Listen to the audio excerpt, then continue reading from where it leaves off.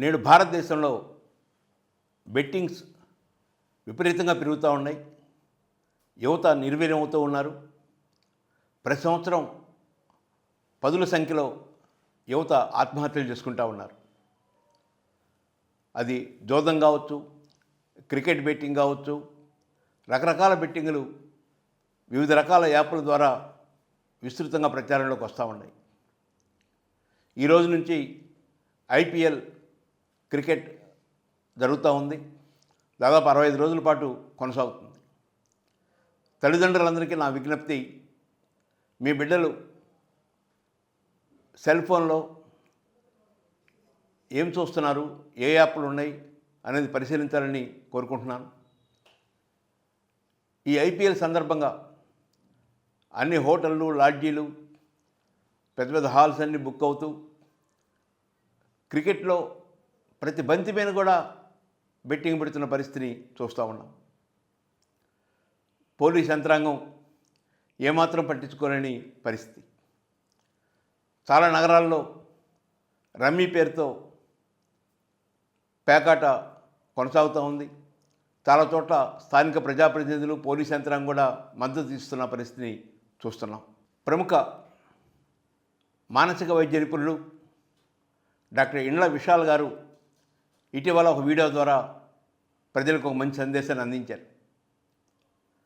మద్యము, డ్రగ్స్, గంజాయి ఎలా అయితే వ్యసనానికి గురవుతారో, అడిక్షన్కి అవకాశం ఉంటుందో, అదేవిధంగా బెట్టింగ్లు కూడా ఒక అడిక్షన్ లాంటిది.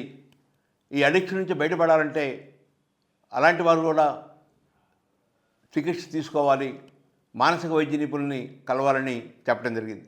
మన దేశంలో గోవా, డామన్, సిక్కిం లాంటి ప్రాంతాల్లో క్యాసినోలు బహిరంగంగా అమలవుతూ ఉన్నాయి. వివిధ ప్రాంతాల నుంచి అక్కడికి యువత వచ్చి ఆ క్యాసినోలో పాల్గొని, బెట్టింగ్లో పాల్గొంటూ, జోదంలో పాల్గొంటూ అనేక వ్యసనాలకి గురవుతున్న పరిస్థితిని గమనిస్తున్నాం. సంపదను ఏమాత్రం సృష్టించకుండా విపరీతంగా ఆదాయాలు పొందాలనేటువంటి సంకుచిత భావజాలం కలిగిన వ్యక్తులు ఈ బెట్టింగ్లో ప్రధాన పాత్ర పోషిస్తూ ఉన్నారు. చాలా ఈజీగా, ఏ కష్టపడకుండా డబ్బు సంపాదించాలి అనే దృక్పథం ఉన్న వాళ్ళు ఈ బెట్టింగ్ల్లో, జోదాల్లో, హార్స్ రేసుల్లో, ఆన్లైన్ గేమ్స్లో వీటన్నిటిలో పాల్గొంటున్న పరిస్థితిని గమనిస్తున్నాం. భారతదేశంలో ప్రధాన రాజకీయ పార్టీలు కానీ, అధికార పార్టీలు కానీ, ప్రభుత్వాలు కానీ ఈ బెట్టింగ్లకు వ్యతిరేకంగా పెద్ద ఎత్తున ప్రచారం చేయటం జరగటం లేదు. ఒక రాజకీయ సంకల్పం లేకపోవటం, తద్వారా అధికార సంకల్పం లేకపోవటం, దీంతో యువత పక్కదోవ పెడుతున్న పరిస్థితి చూస్తున్నాం. వారికి ఉన్న కొద్దిపాటి సంపదని, ఆదాయాన్ని, ఆస్తులన్నింటినీ బెట్టింగ్లో పోగొట్టుకొని అవమానపరుతూ ఆత్మహత్యలకు దావతీస్తున్న పరిస్థితులు ప్రతి జిల్లాలో మనకి కనపడుతూ ఉన్నాయి. యువతని కాపాడుకోవాల్సిన బాధ్యత ప్రతి తల్లిదండ్రుల మీద ఉంది. భారత సమాజం ముందుకెళ్లాలంటే ఇలాంటి బెట్టింగ్ లాంటివి, జోదం లాంటివి, horse racing, car racing, online బెట్టింగులు ఇలాంటి వాటికి స్వస్తి పలకాలి. దీనిపైన స్వచ్ఛంద సంస్థలు, పౌర సంఘాలు, సామాజికవేత్తలు, డాక్టర్లు పెద్ద ఎత్తున ప్రచారం చేయాలి. వీటి యొక్క దుష్ఫలితాలని నిరంతరం తెలియజేయాలి. ప్రింట్ మీడియా, ఎలక్ట్రానిక్ మీడియాలో కూడా దీనికి సముచిత ప్రాధాన్యత ఇవ్వాలి. తద్వారానే బెట్టింగ్ సంస్కృతికి స్వస్తి పలికే అవకాశం ఉంటుంది.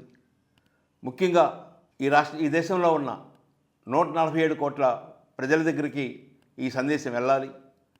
ప్రతి తల్లిదండ్రులు వారి బిడ్డల్ని వారు ఎలా పయనిస్తున్నారు, వాళ్ళ సెల్ ఫోన్లో ఎలాంటి యాప్స్ ఉన్నాయి, వారు ఎవరితో స్నేహం చేస్తున్నారు, వారి ప్రవర్తన ఎలా ఉంది, ఇలాంటి విషయాల్ని నిరంతరం గమనిస్తూ ఉండాలి.